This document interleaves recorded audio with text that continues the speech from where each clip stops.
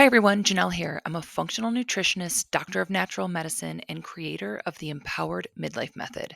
This is my podcast where we talk about midlife wellness in the mountains. I am on a mission to help women not only feel better and age their best, but also to help women understand their unique body, to take ownership in their health, to awaken their hormone wisdom, and step into their power around growing older. Today, I'm sitting down with Erin Harner, a friend, a colleague, as well as an integrative registered dietitian nutritionist and functional nutrition and lifestyle practitioner who specializes in helping women restore digestive health. In this episode, we're digging into why so many women get stuck managing digestive symptoms instead of actually healing their gut, why healthy food sometimes makes you feel worse, and the simple shifts that help restore digestion and build resilience. If you've ever struggled with bloating, constipation, food sensitivities, or if you've wondered if your gut could be contributing to symptoms like fatigue, brain fog, or mood changes, this conversation is for you. Welcome, everybody, and welcome back, Erin. I'm so happy you're here. Thanks for having me, Janelle. So great to be here. Yeah. Okay. I'm really excited about our conversation today because I personally see a lot of really smart women either having a hard time resolving digestive issues or being super surprised to discover that symptoms like fatigue or insomnia or mood issues are actually stemming from digestive issues that they didn't realize they had or they maybe never resolved. And of course, as we know, in midlife, hormones get rocked and gut health is more important than ever. So, let's start out with those two things, if that's okay with you. Number one, how in the heck can digestion or absorption problems show up as something not even in the gut? Can you just give us some examples? I know we can't get into everything. Oh, yeah, it's crazy. And this is something that blows people's minds because we often think about like digestive issues, it's maybe constipation or it's diarrhea or it's bloating, but it can be so much more than that. And it really stems from poor absorption, lack of nutrients getting in. Remember, digestion is the food that we eat. So if it's not getting properly absorbed, it's not going into your body. We see things like brain fog, fatigue, joint pain, skin issues, all sorts of stuff that we don't connect with our gut. Fatigue, depression, anxiety, they're all related. And that's because we have the gut brain axis. Our gut and our brain are constantly talking to each other and communicating. And we have a gut skin axis and we have all these gut axes. And they're so, so important because it's not just the gut that's affected. The gut is like the first place that breaks down. And then we start seeing all these systemic issues follow. Yeah, it's mind blowing. And I just don't think we're taught that, but it is true. And I picture what you're saying. Like I picture the gut at the center, and then just it's connected to every single part of our body. And on so many levels. Yeah, nutrient absorption, all the things you said. So thank you for explaining that. And then next, the other thing that I was saying I often see happens is that when people think they've resolved issues, Mhm. they haven't. Maybe they've just removed the trigger. And so they're not feeling the symptom anymore. So, Mhm. can you talk about maybe just a few ways that even happens? Like, how would someone think they resolved an issue, but maybe they didn't? Yeah, and I see this so often with people who just take out foods. So food is like one of the easiest things to blame because, the garlic, something that you ate had garlic in it. So we take out the garlic and the next time we eat it, maybe we feel a little better. So we blame it on the garlic. So we can remove the trigger, but it doesn't actually fix why we're reacting to the garlic in the first place. And I think that's the piece that's really missing for a lot of people. And the thing that I see, like you probably see in your practice too, I see so many women just cutting out food after food after food, and also other things in their lives, trips and travel, and it's just this reduction of our freedom and our ability to participate in life because we're trying to cut out triggers. And what it does is it just makes our life smaller and it makes our diet a lot smaller and less diverse. It doesn't actually fix what's going on underneath because by removing the trigger, all you're doing is removing the stimulus. We're doing nothing to repair, to fix what's going on under the surface. Like, I think about it like peeling a layer of an onion. If we have an onion and we peel out the outer layer, we might feel a little better, might look a little better, might have a little less bloating, might be a little less constipated. But we didn't do anything other than just take out the thing that was making it worse. But it doesn't mean that it's better. And that's the thing where I think a lot of people got really confused and a little stuck. Yeah, I see it all the time. And when we dig a little deeper, they're like, oh, well, I've never really been able to eat those foods again or have flexibility. And yeah, first of all, that just feels awful. It just doesn't feel fun to restrict, restrict, restrict. And like you said, not be able to go on vacations or long mountain adventures or whatever it is that people get scared to do, rightfully so. I mean, we don't want them feeling bad, but when they're just restricting, they might feel a little better, but it's certainly no way to live. And so, besides being inconvenient, Mhm. can you share why removing the trigger isn't good enough, else might be happening downstream of all of those eliminations? 100%. And this is something that happened to me personally. So I used to think that and this was maybe 10, 15 years ago, this was like the prevailing notion in functional integrative medicine was, you have a trigger, remove it and you'll feel better. And then we just keep moving on. I removed gluten, I removed dairy, I removed soy, corn, you name it. There was a whole long list of 11 foods that I ended up eliminating over a period of time. And what I realized when I did some gut testing was that my microbiome got really, really undiverse, indiverse. I don't know what the right word is, but Yeah, it yeah, yeah. all diversity. So when I did some gut microbiome testing, I was like, wow, my gut looks like a desert. So that was a pretty shocking notion to me. It was like, maybe taking out all these foods, even though I felt better taking out the foods, at least for a short period of time, not only was I lacking nutrition from the foods that I took out and entire categories that I took out, but my gut microbiome lost diversity. Less diversity in your food, less variety leads to a loss of diversity in the gut microbiome. And that leads to less resilience. So when I had something when I went out to eat, I would have this major flare and feel totally awful for multiple days afterwards because my gut microbiome had lost resilience. And I think that's really the key piece here. It's not that cutting out gluten is a problem necessarily. It's that when we cut out gluten, we cut out dairy, we cut out all these different foods, we lose the diversity in our diet, which loses the diversity in our gut microbiome, which makes our gut less resilient. It makes it weaker, not stronger. And we depend on that diversity. The research of this, which anyone probably knows that listens to my show, because I've had episodes on the microbiome, but we Mhm. rely on those metabolites, so the things that those diverse microbes make to flow through our blood and do so many different things all over our body. We have to have that diverse microbiome. And it also Mhm. keeps that barrier strong, right? Yeah, So 100%. there's so many reasons why we need that to be diverse. So it's not enough to just remove. Let's just talk about a few other things. What other digestive issues can people have that would contribute to symptoms? Mhm. Yeah, so digestion, and so many of us think about digestion and digestive problems being like in the colon or in the small intestine or in the stomach, like at the end. We forget that digestion starts like in the brain and in the mouth. So when we think about digestion, we have to think about like top to bottom. We can't solve constipation in the colon. The problems happen far further up. So we have to help solve our digestive issues at the top. So really, what mental state are we in when we're eating? Are we in fight or flight? Are we stressed? Are we eating in the car? Are we like running from thing to thing? And our body just has no digestive capacity because it's trying to run from the lion or get to your kid's soccer game, not digest the food that you're eating. So that's like really problem number one. Then as we go down, we're not chewing because we're rushing and we're eating too fast.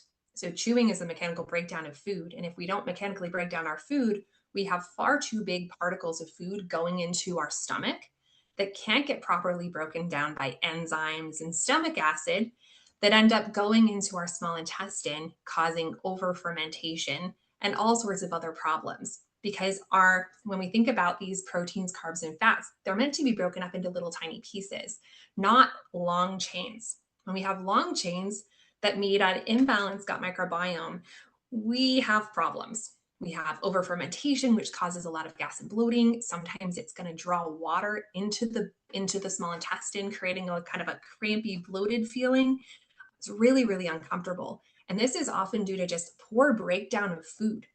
So if we can optimize digestion, we can fix a lot of these problems before we even get to the small intestine or the colon. And if we can fix digestion, everything else in the body works better. Even if we just optimize digestion, I'm Right. always thinking about what you were saying. How do I support getting my brain on board to help break things down, my stomach acid, my enzymes, the bile, all of the things, All the so that it things. all flows better? Yeah, which our modern world just makes hard. And then Yeah. midlife hormone changes hit, and that makes it hard. So just a little bit of mindfulness, we can do a lot. What's the difference between symptom management and healing our gut? Yeah. So good.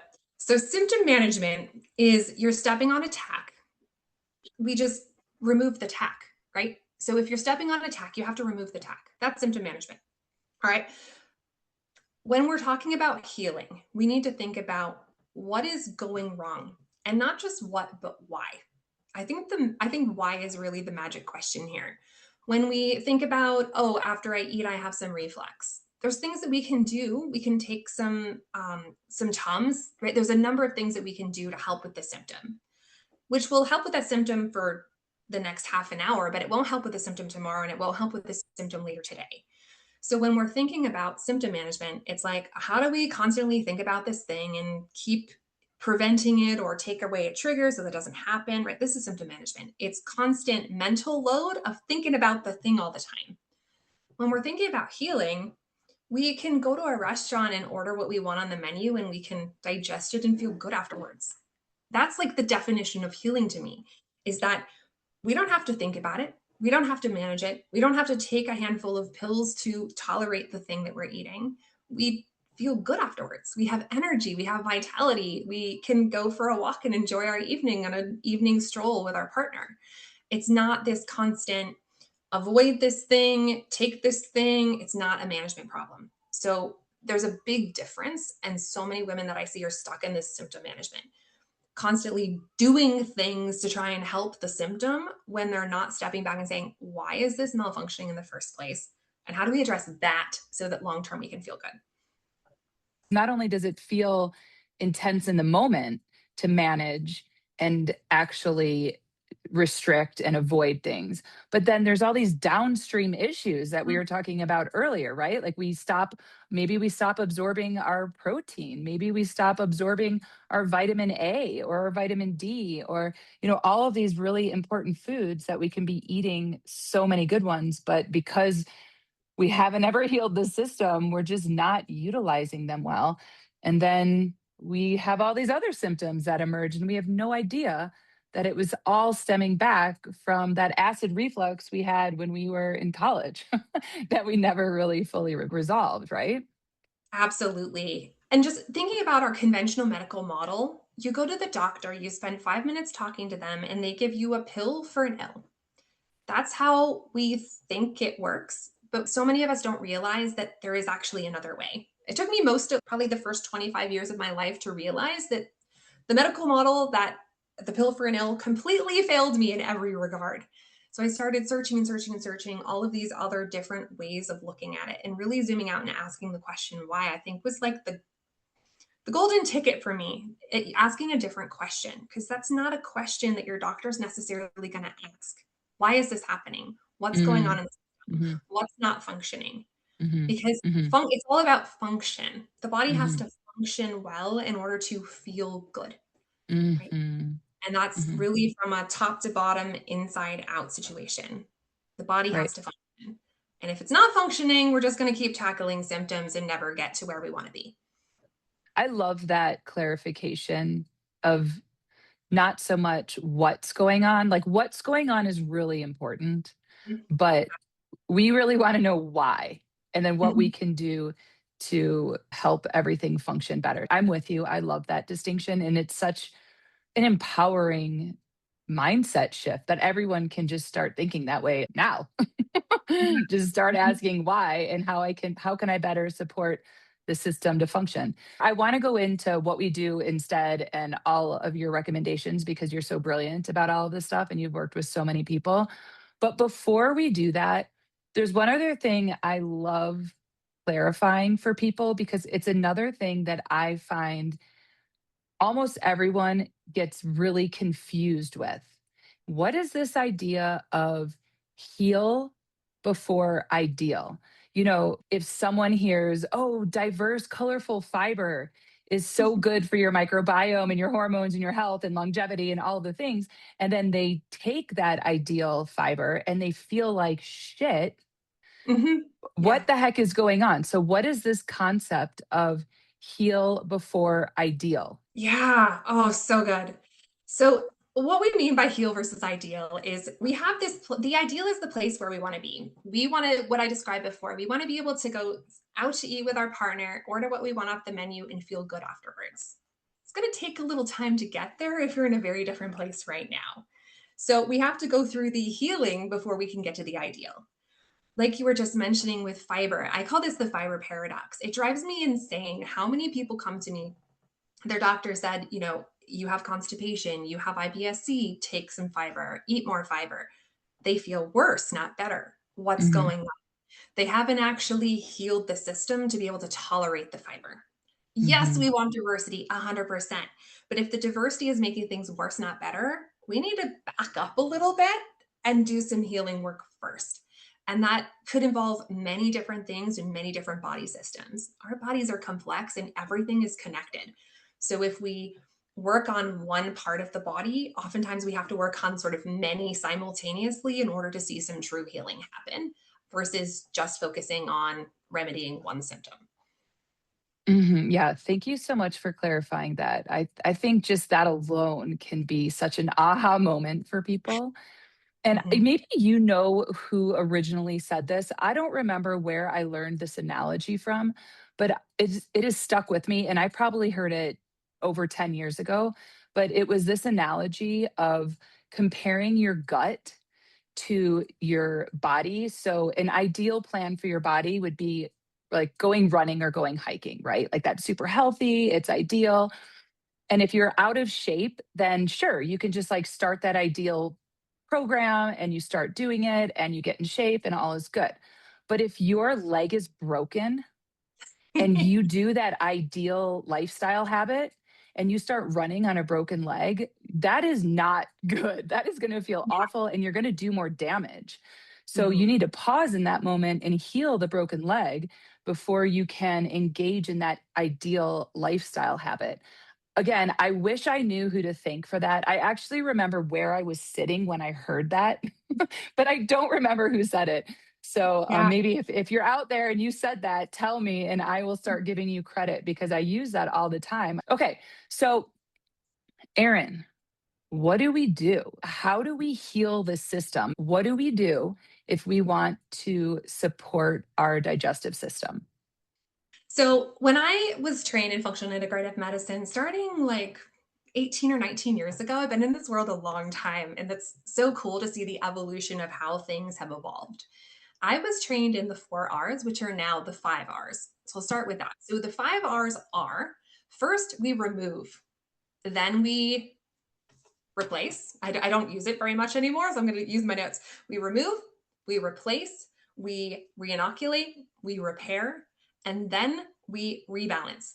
And we go through that process to heal the gut. What I saw over the first 10 years that I used that model was people keep getting stuck in the remove place. Mhm, So we say remove, and we really mean remove the inflammatory foods, inflammatory lifestyle components, toxins, all of the things that are bad for your gut first. We remove. I feel like it's often misinterpreted or people get stuck there. So they start taking things out and they start feeling better and then they stop the process. And this is where I've seen so many clients come to me like, I tried this and it's not working. I don't feel any better. Well, of course you don't feel any better. All you did was take things out. The right. second step is replace. What does the body need to function well? This could be digestive bitters, digestive enzymes, pancreatic enzymes. Like it could be a number of things to help the body function better, help digestion function better so that you can tolerate the food that you're eating, so that you can feel good when you eat a bite of food and not awful afterwards. Right? The goal of food is to give us energy. The goal of food is to give us nourishment, nutrients, all of those things. If food is making you feel bad, we have a problem with something in the digestive system.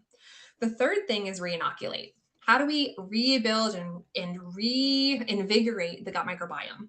So reinoculate, all about the gut microbiome. Then we have repair. Are there holes along the gut, also known as gut hyperpermeability or leaky gut? Is there something that needs to be repaired in the actual gut lining or in the stomach lining? And then fifth, how do we rebalance?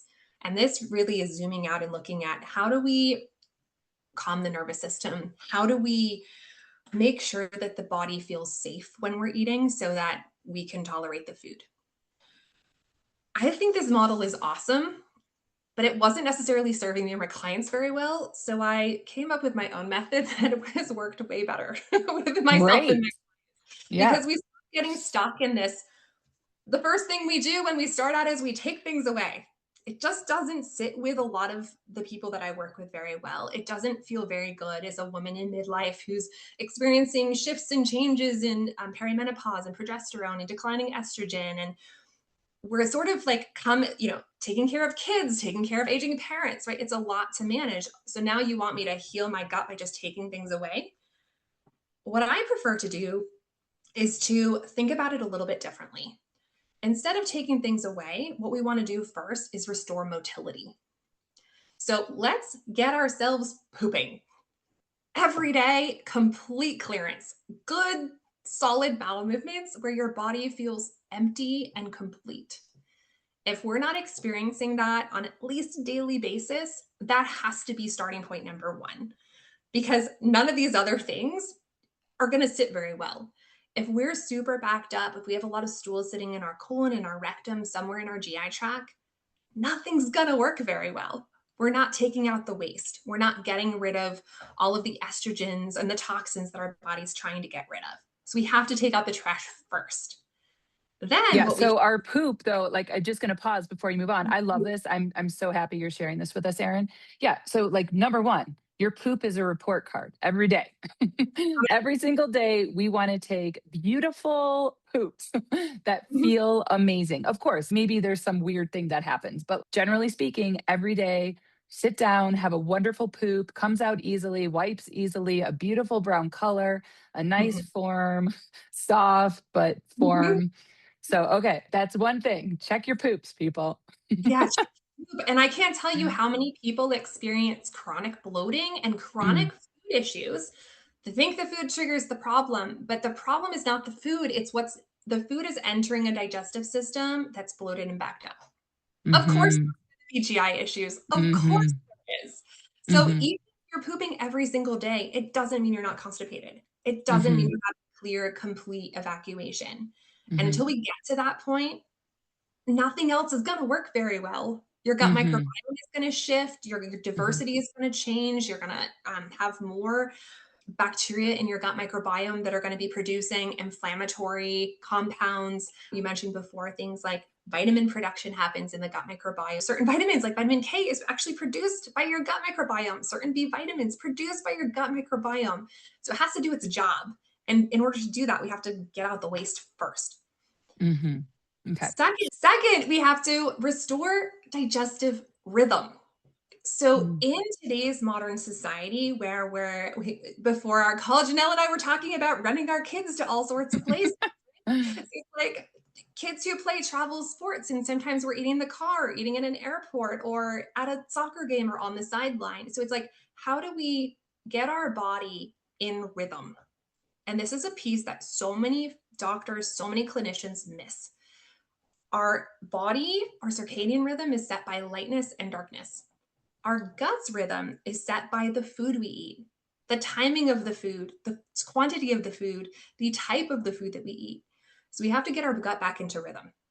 And that's really number two. Our modern world is missing that. Yeah. And there's so much benefit from having rhythms. And again, life happens, it's not always perfect, But most of the time, how can we create more rhythm? I started as an Ayurvedic yoga therapist, and it was Mhm. all about these rhythms and how soothing it is to the body. And it is really so true. I was just mind blown when I learned that our circadian clock is programmed by two things: light, everyone knows that. Yeah. And then food and the timing. I didn't know that until I started studying this however long ago. But that is so powerful and cool. So, number one, poop, Yep. get things flowing. Number Mhm. two, rhythm, get your body into rhythm. And number three is restore the gut microbiome. We have Okay. to restore the terrain of the gut in order for it to work well. It's as simple as that and as complex as that. So if our gut microbiome is out of whack, that's affected by the food that we eat and the diversity of the food that we eat. It's affected by fiber. It's affected by hydration. It's affected by movement. It's affected by so many things. The And the cool nervous thing, system, the nervous stress. system, 100%. And How about we how we were born and if we were breastfed? There's so many things. so many factors where we live, if we garden, if your hands are in the dirt, if you have a Mhm. pet, if you spend time in nature. I mean, there are so many factors that affect the gut microbiome. Which And if is we cool because then we have so many levers that we can pull, right? 100%. Yeah, some of them are really easy. Like Not really just simple. probiotics. No, not just probiotics, right? And it's not even just the food that we eat. Just going outside and sticking your hands in some dirt or taking a Mhm. walk and touching your hand to a tree can make a big Mhm. difference. Mhm. Like, petting your dog. Mhm. Like, there's so many inputs in our environment that really help set us up to succeed and help to have a healthy gut, be above and beyond the food that we eat. So that's really the third lever that we can pull, the third thing, but it's gotta happen in that order. Trying to Mhm. modify the gut microbiome and make it produce more short chain fatty acids and butyrate, which is amazing and helps with motility, but you can't really do that very well until you clear the poop. And you Yep. can't do that very well until your body's in rhythm. So you kind of have to do Mhm. it in the right order, or Mhm. we add diversity too soon, like you were saying, the heal versus ideal. We add diversity too soon and we cause problems. We got to Mhm. do it in order. Our body's got to be in rhythm before it can tolerate and accept increasing diversity, more fibers, more soluble and insoluble, more time in nature, more resilience. But that's really what we're going for. We're going for diversity and resilience.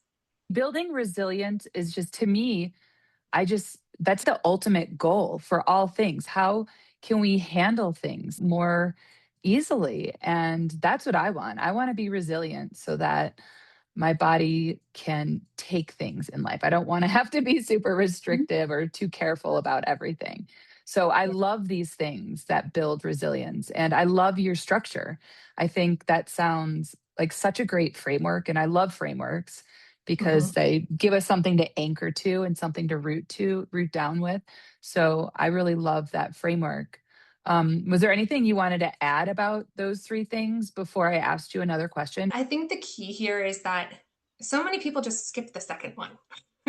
Like, we just forget that we Mhm. have to establish rhythm in our body. Our digestive system, our whole digestive system works on a wave, and that wave is called peristalsis. So from the Mm, moment we eat a bite of food, we chew it and it goes down, our muscles actually contract all the way through our whole GI tract. Our stomach is a muscle. It mixes and churns. It's muscular in motion. Our small intestine moves along a very similar wave of peristalsis. We also have this other wave that happens when we're not eating. So peristalsis is when we're eating. When we're not eating, we have this thing called the migrating motor complex. And this is a electric wave. It's not mechanical, it's electrical. And it's like an impulse that goes through and it sweeps out our intestines and it helps clear out all the waste and clear out all the bacteria that aren't supposed to be in our small intestine. And we need it to work or our digestion is not going to function very well. So it all kind of comes back to this idea of let's optimize digestion, let's optimize rhythm, and let's optimize our gut microbiome so that it can work and it can heal. And you don't have to think so hard, and your body can handle life when you travel, when you go to an airport, when you go on a plane, when you go to another country. You can handle it. That's the whole goal. and I don't know about you, but I find that when we teach women these things, or people, men or women, There's so many aha moments. I think by learning about things like your migrating motor complex, there's so many things that people are like, "Oh, okay, maybe that's why snacking all day isn't working well for me." Or when we learn about it, then we can sort of naturally adapt our life to these things. And that's why I think it's just so empowering to learn about how your digestive system works. And I know you work the same way with people, teaching them how it works top to bottom. It's really cool and it's really practical. I really love your method, Erin. I'm going to have you tell people where to find you at the end, but I have a couple more questions I wanted to ask you first, if that's okay with you. Absolutely. Healthy habits that actually can make digestion worse in some cases. Can you think of any of those?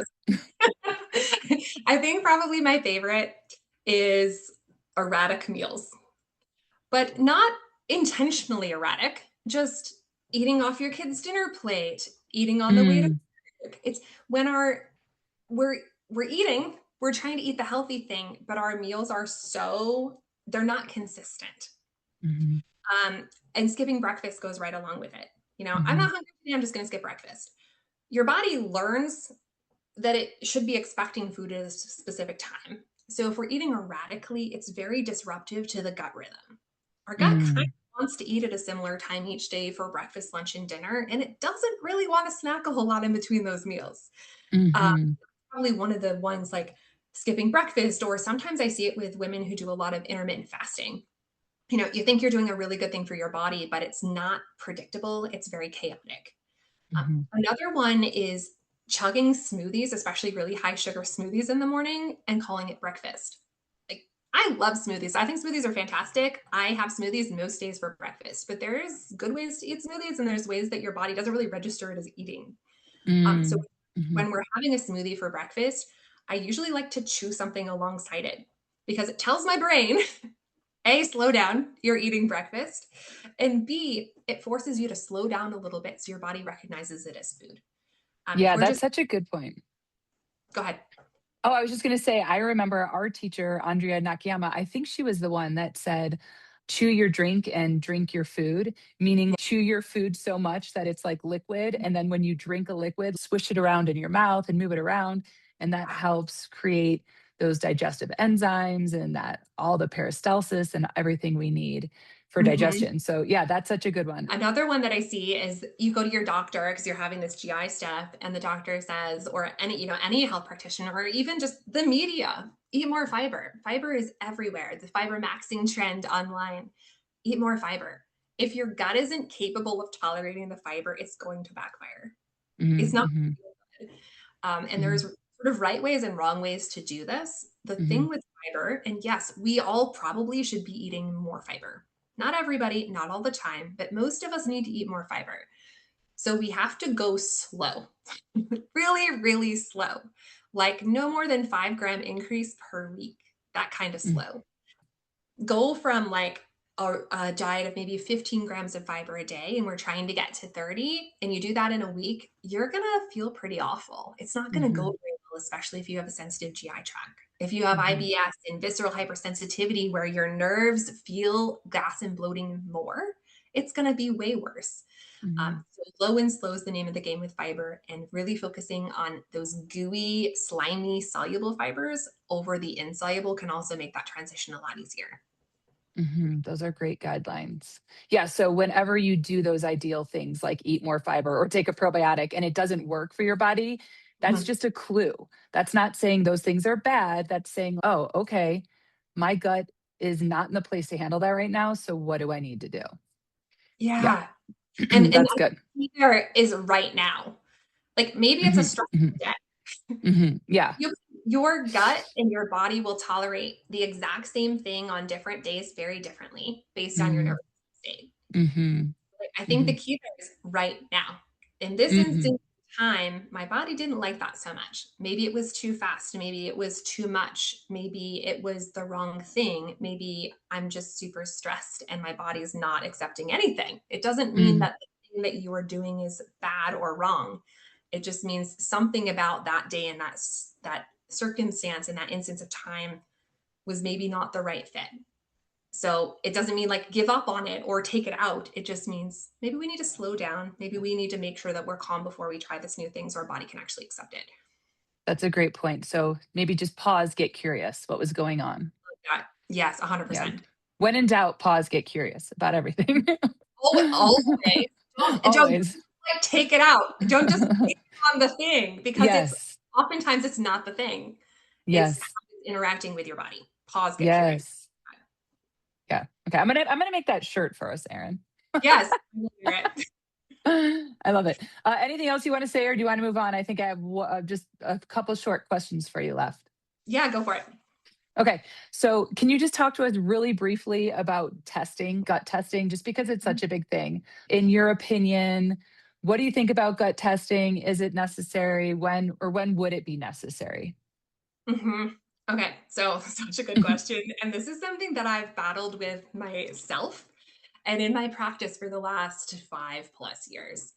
I've if there's a gut test on the market, I've probably tried it. Usually, I use myself as a guinea pig, and I compare the results. I look at, data in series, I do 2 tests at a time, I compare them, I see what's beneficial, what's helpful. Oftentimes, if we start with those 3 things that I mentioned before, we don't actually need it at all. So if we can restore, if we can jumpstart motility, if we can get your body going to the bathroom well, if we can get the body back in rhythm, and if we can restore that gut microbiome so it's robust and healthy, we know exactly what we need to do that. We don't need a gut test. So I used to put the gut test at the beginning. Now I put the gut test at the end. Mhm. Why? Because if we put it at the beginning, if we do it before we do some of this other work, we just have to do the work. And it doesn't really help us out very much because we know what we need to do to cover the basics. I find it's way more helpful when I'm talking about gut testing, specifically like gut microbiome testing. And there's lots of different ways to do this. There's 16S testing, there's whole genome sequencing testing, and there's quantitative PCR testing. There's 3 main methodologies, and they all have pros and cons. Mostly these days, I use 16S testing because it's inexpensive, it's easy to access, and I know what to do with the data, but a lot of people don't. So it's really just using what makes the most sense for you. But gut testing can be very helpful if you're still experiencing symptoms after you've done the core work, after all those other bases are in play, because now it means something. Now we can make very specific tweaks and changes because you've already laid the foundation. Mhm. The other type of testing that I do use periodically in the same sort of scenario is we've done the core work and you're still having symptoms. Then I might do some food sensitivity testing. I don't do it on most of my clients or patients, but for the right ones, it can be very, very beneficial. But again, after you've done the basics, not before, because we have to do the gut repair and the gut healing work first, or your food sensitivity test is just going to light up like a Christmas tree. Those are great tips. Thank you. Then, what would be one message you want everyone to understand about gut health? If people take away one thing, we've talked about a lot. What is the one thing that you would want everyone to remember? I've got to go back to what we were just coming to a moment ago, and that's when you have a reaction to something, whether that's a supplement, a food, some lifestyle intervention, you go to a yoga class and you feel awful afterwards, whatever it is, right? Unlikely to happen, but if you have a trigger that creates a response in your body, the key is to pause and get curious. We don't have to blame it. Like so often we just point the finger at the thing. I ate that thing. It made me feel awful. Remove it. That is not the answer. The answer is pause and get curious.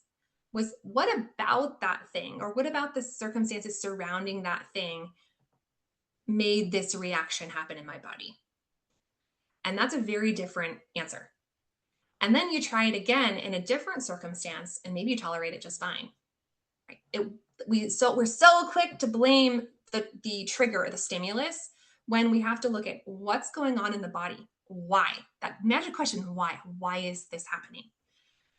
Because the bottom line here is that if we point the finger at whatever you're trying to do, whether that's probiotics, fermented foods, certain supplements, increasing diversity of fibers, or increasing diversity of your diet, If we point the finger and say that thing caused a problem in my body, we're looking at the wrong thing. Pause, get curious, and focus on, okay, how can I better accept and tolerate these things that I want to do to help my body feel better? And that's really the Yeah, bottom. that's brilliant. I love it when small mindset shifts can be incredibly empowering over a broad spectrum of things, and that is one of them. That one thing can just help people in so many different circumstances. Mhm. So, thank you for that. And to finish it up, what can everyone do right now to support their digestive system? One thing is we need to eat in a rest and digest state. I cannot say it enough. If your body is in fight or flight, if it is running around, if your brain is elsewhere, if you're not ready to consume the food, your body is not going to tolerate it and it's going to have a really hard time dealing with it. So, all we need to do is put our feet on the floor, close our eyes for about 30 seconds, and take some really deep breaths in through your nose, out through your mouth, where your exhale is longer than your inhale. That's it. All we need to do when we eat is just drop into that parasympathetic rest and digest state so our body can better accept the food that we're eating, and so many things will get better. How much does that cost, Erin? That is 100% free. That's great. So you're brilliant. You work with women all the time with digestive issues and complicated digestive issues, and you offer such amazing support. So if someone wants to work with you, how can they find you? Yeah, absolutely. I am on Instagram and YouTube at Erin Harner Coaching. I also have a free training called Bloated and Backed Up, and it's the three gut rhythm mistakes I see women make all the time that are keeping them tired, fatigued, and stuck. So I hope Janelle can link to that for me. But that's a training that's really simple and short, but it will give you the next step to work with me if you're interested. Great. I will absolutely link that on the webpage and on the show notes so that people can find you because I know that you do great work. So thank you for sharing your wisdom with us, Erin. I always love having you. This is your second time here. So if you haven't heard Erin's first talk, go back and listen to that. But thank you so much. And yeah, hopefully I'll get to see you in person sometime soon. That sounds great. Thank you so much for having me. Yeah. Bye, Erin. That's it for this week. If you enjoyed the show, please leave a comment and a review as that helps it reach more people. You can find me and the Empowered Midlife Method online at mountainrebalance.com. I help midlife women understand their body and feel and age their best. If that sounds like you, please join my community. If there's a topic you'd like me to cover here or an expert you want me to have on, let me know. Thanks for listening.